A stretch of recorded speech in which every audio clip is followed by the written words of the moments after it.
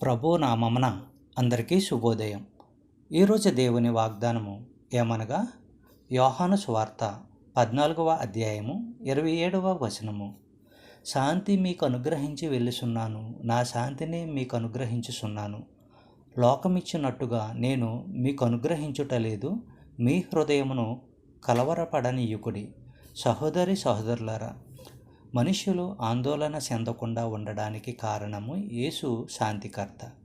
దేవునికి మనిషికి మధ్య శాంతి కుదర్చాలని ఆయన వచ్చాడు.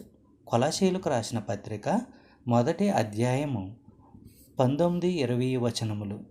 ఆయన యందు సర్వసంపూర్ణత నివసింపవలెననియు, ఆయన శిలువ రక్తము చేత సంధిచేసి ఆయన ద్వారా సమస్తమును, అవి భూలోకమందున్నవైనను పరలోకమందున్నవైనను, వాటినన్నిటినీ ఆయన ద్వారా తనతో సమాధానపరచుకొనవలెననియు తండ్రి అభీష్టమాయెను.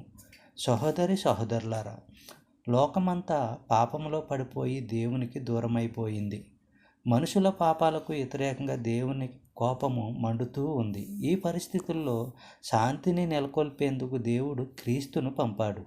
లోక పాపాలను తీసివేసేందుకు తానే రక్తబలి కావడం ద్వారా క్రీస్తు ఆ పనిని నెరవేర్చాడు. చెప్పబడిన వాగ్దానము దేవుడు దీవించి ఆశీర్వదించును గాక.